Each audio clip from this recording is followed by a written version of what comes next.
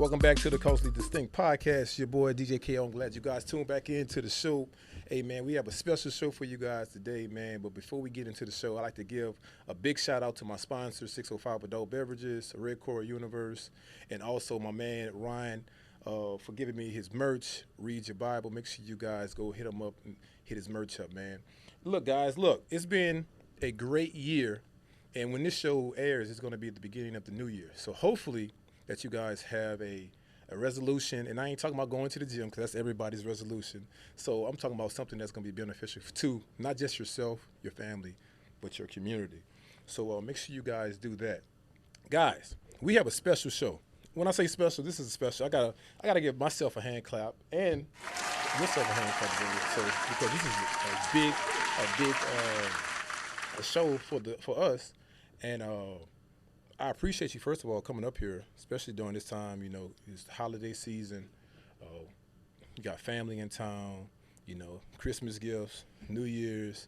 The person that I'm speaking to, for the people that's listening audio, we got Zoe Matthews from the Houston Dash up here. Hey, Zoe. How you doing? Hey. You all right? What's going on for the holidays? How you doing? I'm doing really well. Just Okay. moved down to Houston, so just getting into the holiday spirit, getting around and getting connected to the community. So, Okay. I mean, having a good time so far. Oh, that's good. So for the holidays, let me ask you this. You know, in Houston, it's a tradition because we have a lot of people from New Orleans that have like that culture of food. Mm-hmm. What have you been eating since you've been here?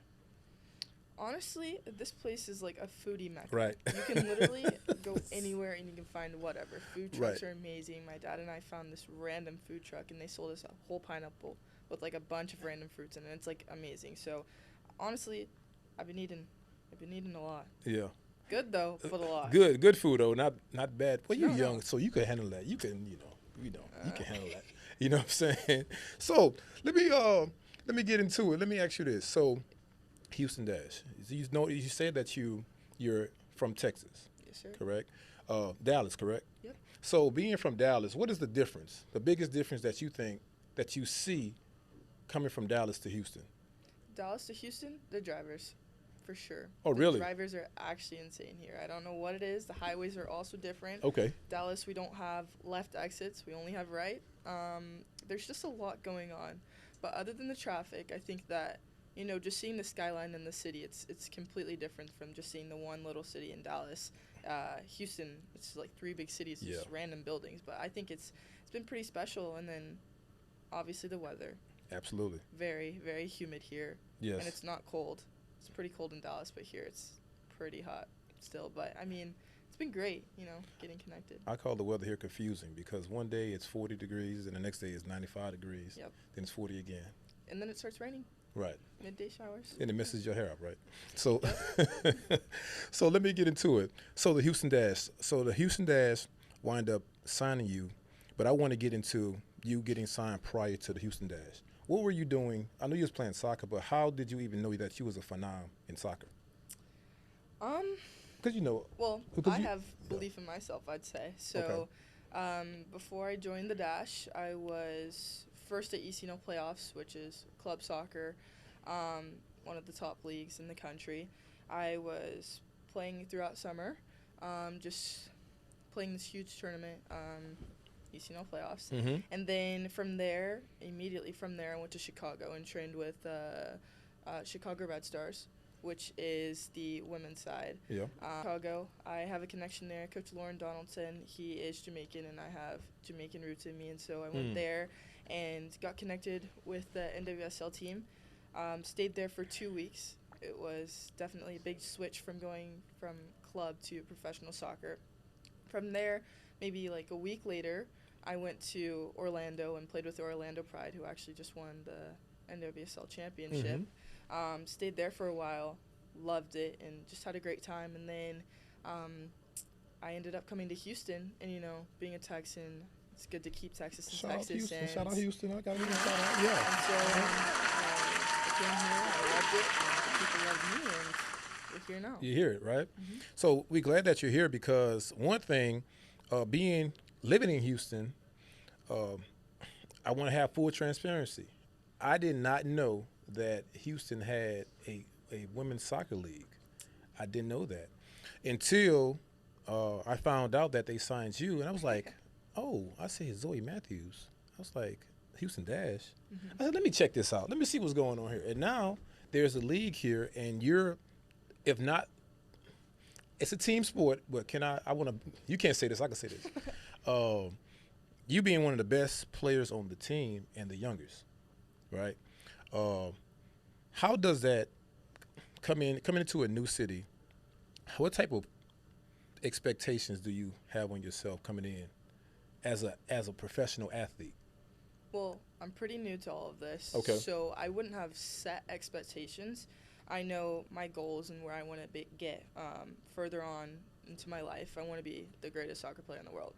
That's my goal. So whatever I can do to prepare myself for that, that's what I'm going to do. And right now, coming to Houston, a lot of people don't know that we have a professional soccer team. You know, just getting out and connected, I mean, just no one's known. A lot of people are really shocked. And so, like, we need more fans at our games, just by the way, you guys. Yeah. But, you know, I think it's pretty crazy. But with Houston, they didn't do so great last year. But right now, we can build up. Yeah. And I think that I'm a builder. That's one of my favorite things to do. I left one of the best club teams in Texas to go to a team in California, and we built up from there. It was their first year in ECNL, the year before I joined, and we've made it back to the ECNL playoffs every single time. So I like to build, and I think that's something that you can do in Houston, and especially with the Houston Dash. So what do you bring to the sport? What do I bring to the sport? Because I want, like, again, I'm gonna big you up. I heard that they call you the Beast. They said they say you're the LeBron James of women's soccer. That's what they say. That's what they say. I So- mean, I agree with it. Okay. But All right. I think I bring a little bit more swagger. I think that this game has been sort of just closed off in a way. And, you know, on the men's side, they're really creative, fun, and they get a lot of views in it. But on the women's side, it's more plain in a way. And I think that, you know, one of my favorite players on the women's side is Marta. She's a Brazilian player, and she brings a lot of swagger, and I think that I have a lot of similarities. But then on the same side, I think that, you know, I bring a lot of different things. On the men's side, they have Cristiano Ronaldo, and I think I have a pretty hard shot, and I think I bring a lot to the table. I don't want to say too much. I got want to you. keep it a secret, but I got you. That makes I sense. bring a lot. It's like humble respect. I get it. So I want you to take the people in a day in the life of Zoe, because first of all, being a young person, right? It's like you said, it's a lot of expectations that goes into it. So preparation. What does preparation look like for a professional athlete, especially coming to a newer city, than being a professional? Preparation is very important. My parents have really taught me that the importance of that. And, you know, I just graduated from high school either 2 weeks ago or last week. Really? Yes, sir. Hold on, I got to congratulate you for that. All right, congratulations. All right. Yeah, so I was doing a lot of schoolwork at the end of the season because I joined later on into the season. And, you know, my day is not as packed as you would think, but just getting into the groove of things. So I wake up, I go to the facility, train from 9 a.m. to 11. Okay. And then we'll do a little bit of weight training. We'll have a team meeting. But then from 2 p.m. on, I'm free for the rest of the day. So, you know, just working on your body. Recovery is very important, especially as a professional athlete. The seasons are very long. So I think just preparing yourself for that mentally and physically, it's very important. So just sort of working out the kinks with that because I'm pretty new to it. But yeah. that's what I'm doing so far. How do you balance that? How do you balance, especially graduating, and I'm pretty sure you're going to start taking college courses. Yes, sir. How do you balance going to school, training, and you mentioned something that was super big, rehab. Rehabbing, because a lot of athletes don't realize that rehabbing is basically what make the athlete go. It's like the oil change for a vehicle, right? How do you, like, manage that? Because being 17, when I was 17, I'm going to give you a story. When I was 17, I probably had about 20 offers, right, in football. But I was like, all right, that's just what it is. I'm an athlete. I don't have to train. I don't have to do that. This is God-given. But I wasn't focused because I wasn't a professional. And now it's a day and age where younger people are professionals and they get NIL, you know, they get paid this, that, and the other. And it's a little different from you guys, you know, and then you guys have more expectations on you, especially, you know, if you have a name behind you. And you have a name behind you, and that's special. And that actually is impressive to me, being that young, because when I was 17, my mind was somewhere else. So, but that's very impressive, man. But I applaud you for that, for carrying yourself in a profession like that, and keep it moving. So, moving right along, you mentioned your parents. Yes, sir. What role does your parents play in this whole thing? They're a very important piece of my life. They've sacrificed literally everything for me, including my brother as well. You know, I have a great relationship with him, and you know, my family is very important to me, and you know, they've been there for me every step of the way. And I think that, you know, having a support system in your corner and knowing that they'll always be there for you is very important for me, and especially for athletes in general. I think that there's a lot going on in your sport, and if you don't have that little support system, you can go somewhere else. And I think that it's just really important to have that. So my parents and my family just have been incredible. Shout out to the family. I gotta give shout out to the family. You know, it's rare when you see black families that's involved, both sides. You know, if they're not separated or whatever. And I met your parents, and you know, I'm not gonna say where we met them at, but you know, we had a good time that night. We're gonna get into that, but you know, everybody it was like a family affair, which is a great thing. I love to see that. Fast forward. What type of workouts do you get into? So that's actually changed so much. I actually just started lifting and working on my body this year. Okay. You know, my parents have always sort of just told me to work on my body because I've grown. I'm Hey, you really 6'1", tall. right? Yep. 6'1". Wow, you're 6'2". Yep. So I grew a lot. So it was more of just focusing on the growing process, not trying to rush a little bit too much, just work on the basics. And then now just finding the right people to, you know, help me with my body. And so I've seen a lot of transformations when I started working out. But I don't have a set routine just yet, but we're getting there. You're a midfielder, right? Midfielder, right? Yes, sir. So how does a midfielder at 6'2" move? Because that's like rare. That's, first of all, a woman that's 6'2" that can move, that's super rare, right? Yes. But you can move side to side. You have lateral movement. Yep. But like, is that God-given? Is that training? Is that what is that? It's definitely God-given, for sure. But, you know, I think it's not as commonly seen. Most people are seen playing center back, goalkeeper, forward. But for me, I think that, you know, just comes with my upbringing. You know, my dad was in football, and, you know, he can see all these different little things. He played on both the offense and the defense. And so, you know, we just watched YouTube. And, you know, just seeing the great players, and at the time it was Messi and Ronaldo, and Messi's a midfielder. He's a short midfielder. Yeah. But seeing the qualities that he brings to the game, He can move.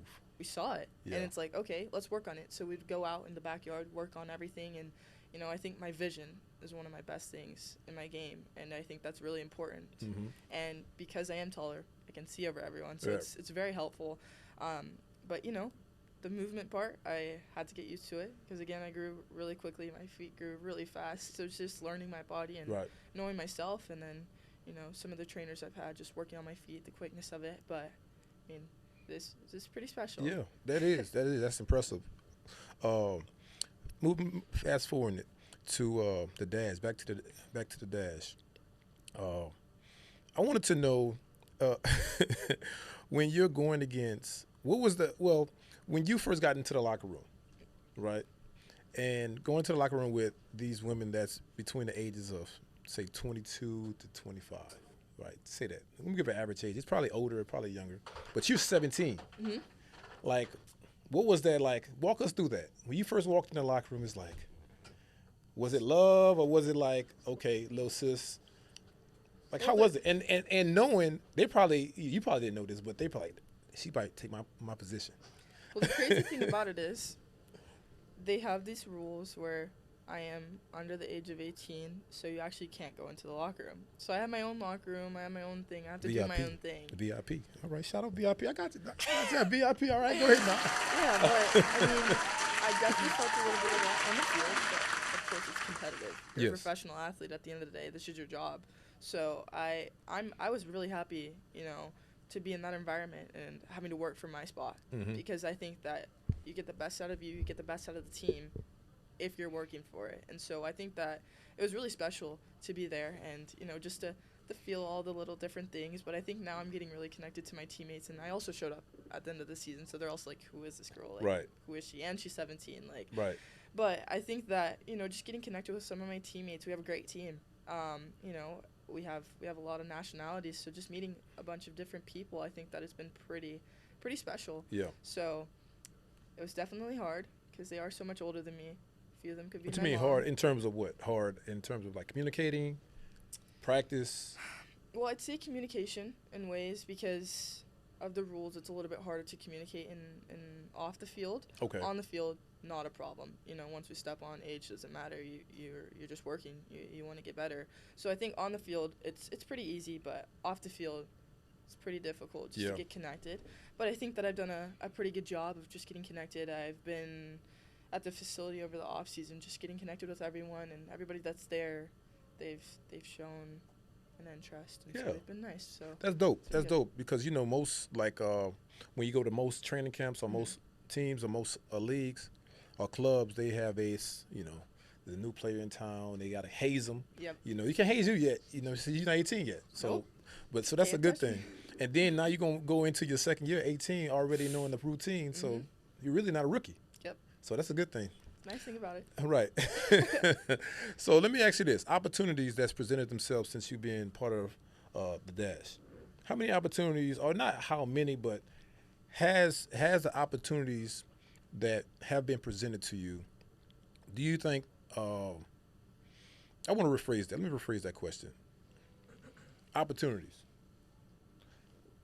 If you didn't play soccer, did you think these opportunities would be afforded to you? That's a good question. I think so, possibly, because, I don't know, I feel like my personality and how I move and just the different things about me, I think that some of these opportunities would come, but I think that soccer has really gotten my name out there, my family's name out there, and so I think that soccer's been really special, some of these things. Even being a professional athlete, not everybody can say that. And absolutely. I'm saying that at 17 years old, so I think that's really special. And even just being here today, like you having me on your show, I think that all these opportunities are coming. And it's been great to see, but I'm really excited to get back on the field, get back on the pitch, and get to it. During the holiday time, now I'm talking about the grind. I get it. I like that. So I know some friends of mine that when I met your family through, and they told me that you signed with Young Money, Young Money Soccer. Take us through that, how that process. Yeah, so it was a very, very long process. I started this a while ago with my family, and right now I think that Young Money has been incredible. They got me where I am right now with the professional part, and they got some good things cooking up. I can't say yet, but I mean, it's been pretty special. They connected with my family very well, and I think that's really important for me, especially. I've said it a few times on here, but family is really important to me, and so, just the way that they connected, they made me feel like they will take the time for me. Some of the other agencies that we were looking at, they just didn't take the time. You're one of 100 people, and you can't get connected with your agent. But my agent, he's like, another brother to me. And, I think that I can just connect well, and they have the same mindset and some of the things that we believe in, and it's been great. This whole process has been pretty long, but it's been good, and I'm really happy with my decisions. Yeah. What's the brother name? The president, is it Chin? Dennis Chin. Dennis. Yep. Shout out Dennis. Dennis, what's up, Dennis? I got to give you a shout out, brother. Shout out to Dennis, Young Money Soccer president. I noticed that the reason why I asked that question because the other night we was all out together, and I seen that the president of the soccer agency was there, and y'all was engaged. Y'all had a great conversation, and just being a regular person versus how just not being a number. Right. So that's very important to have that. But friends, your friends. Do you have friends? I have friends. Okay. I do indeed have friends. Yes. Because it's like you have a rare life. I do. Yeah, right. So it's how do I have friends? How do I have friends? Yeah. How? Like how? Like how? Right. Like how? I mean, went to high school. Okay. Have a lot of friends there. I mean, I don't know how to answer that question, but I mean, I do have friends. Okay, you do have friends. I do have friends. You have a social life. I do have a social life. Okay, good, Yes. good. Because I didn't know how that went. Since I know, you said your parents chaperoned you most of the time, and you practice, and you're professional. You're always with the club. It's like, do you have time for social? Yeah, I mean, definitely. I think that right now, Houston, moving all the way down to Houston, still trying to find the friends down here. But Yeah. I do have friends.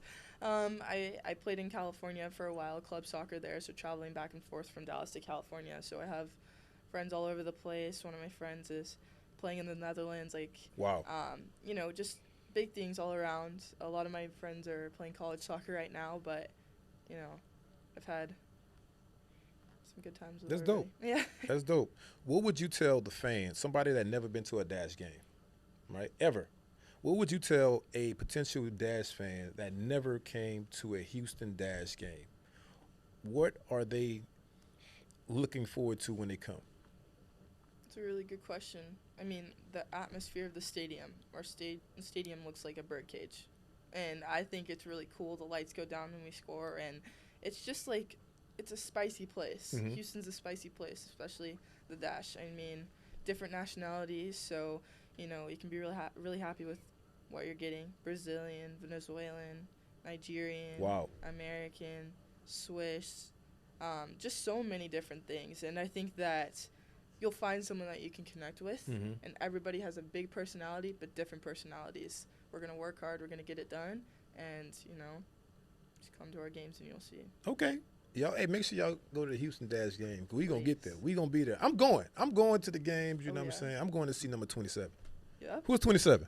Me. Hey, Come on that's now. what I'm talking about. Me. So let me ask you this.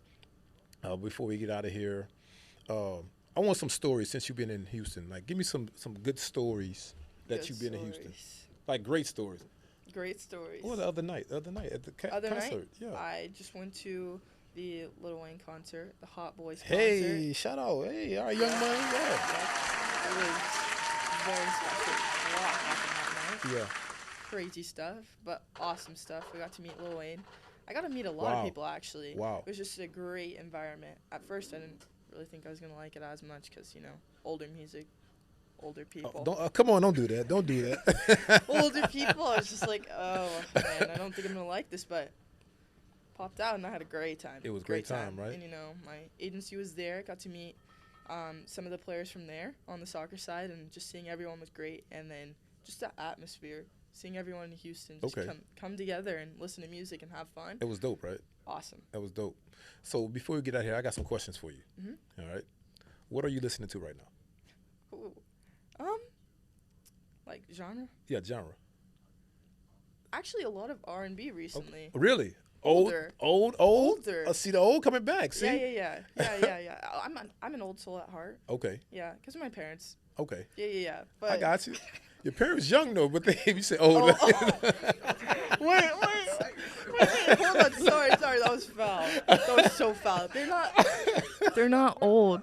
They're not You say old. they No, old. no. Y'all say that. They call it. No, I'm an old soul, not them. They're not old. No. She said it. They old though. No, but I mean, I'm also listening to a little bit of rap. Okay. I mean, just actually everything. Everything. A little country here and there. All right. A lot. All right. Yeah. I got you. Top the foods, the type of foods that you have been eating since you've been here. A lot of sushi. Sushi. Okay. Sushi is my favorite food. And then crab cakes, lasagna, literally everything. Okay. Oh, I had the best brisket tacos at. No, not Mi Casina. I'm trying to think. Some random local place, but it was gas. Really? Hitting. So here in Texas and Houston, the food trucks have the best food. So you want to go to the food trucks where nobody speaks English. Oof. You gotta hold up your phone and Google Translator. Them the ones you want to go to, right? Since you're here. Good to know. Fashions. What fashions are you into? Literally anything, everything. Right now, because I grew so much, being a tall girl, finding a pair of jeans that fit you is very hard. And so I actually, if you see on my Instagram, I just got a new pair of True Religion jeans. Okay. With the Megan Thee Stallion drop, and they fit me perfectly. And so, just finding jeans and things like that fit tall girls is really perfect, and for me, something that's very important. And then, just clothing, makeup, definitely a girly girl. Yeah. Anything that has to do with your hair, give it to me. Got you. Give it to me. Okay. Yes. Yeah, it is rare because you're a tall woman, and finding pants like that, they might be high water, right? Or they might just don't get me started on the it. waist might be like so big or whatever. Yeah, I get it. Men have that issue too, especially if they're athletes. It's called athletic cut. Now they're making clothes. Before they didn't make clothes. It was a regular cut, slim fit. Now it's athletic cut because athletes have a different frame, everything like that. So, yeah. Before we get out of here, Zoe, I want you to give your shots out or give your Instagram. How can they find you? When can they find you? When can they come to the Dash games? How can they get an autograph? Just tell us what's the T? What's the T? What's the T? Autographs, literally, come find me. Okay, don't come find me. That's actually really crazy. Do not come find me. No, wait. Come find me at the game. I promise I'll sign it. Like, when I was younger, everybody, they didn't really come over and sign my stuff. And so, kind of made me sad, waiting there for, 3 hours, essentially. After the game, I think it's really important to go out and show the fans love because you wouldn't be there without them. And so, if you want an autograph, come find me. I ain't hard to find, like Deion said. I ain't hard to find. And then Instagram. My Instagram is Zoe Matthews 5, and you can find me there any time of the day. No DMs. No, please, no DMs. No DMs. Gotcha. I don't read them. No. Instagram story, you can swipe up, hit a little like. Okay. But you'll find me on there. I got you. Yeah. All right. The Dash website information, the season. When does the season start? We start the season in March. Preseason games start in February. But they should be posting the schedule pretty soon, so we'll have that. But just know in March, it's going down. We'll be starting. We'll be seeing some awesomeness happening. So what's the H-Town? You learned the H-Town sign yet? Hey, shout out H-Town. You know it. Before we get out of here, last question. Where did you get the number 27 from? What does that mean? So, I'm actually changing my number. Okay. No one knows. Nobody knows. Oh, exclusive. That was exclusive, but nobody knows. Just us. Guys, just us. All right. Yeah, just us. No, but 27, my brother was born on the 27th of February, and so shout out to him. And shout also, out to you. Shout out to the brother, man. Yeah, shout out to the brother. Hey! And then also, that was one of the only numbers available because I am so young. Oh, I got you. I got you. But I love my brother. Yeah. But it just so happened to fall on the 27th, right? Yes. I got you. Yeah. So I just did not want the number in the 30s or higher. I got you. Because to me, that just doesn't look right. You're right. Yeah. So 27, I like the number. If I keep it, I'm going to keep it. I got you. But I have a reason for it. Well, you're going to be number one, so we get it. I get it. We're going to be number one. So. Okay. So we're going to end it on that one, right? So, guys, look. We got to get out of here, man. I appreciate you guys for tuning into the show, man. Look, I hope this was a great, fulfilling interview for you guys, man. And if you see Zoe at training camp, she's going to sign the autograph. She ain't hard to find. Not hard to find. She might not have the number 27 on, but you know what she is. She's going to be the tallest woman on the field. But anyway, guys, we got to get out of here, man. Again, much love to my sponsors, everybody that tuned into the show. I love you guys. I appreciate you guys. Make sure you guys do something special for the holidays for somebody that's less as fortunate as you. Guys, look, this is your boy, DJ KO from Coastly Distinct Podcast. I love you guys, and you can't do nothing about it. Peace. That's a wrap.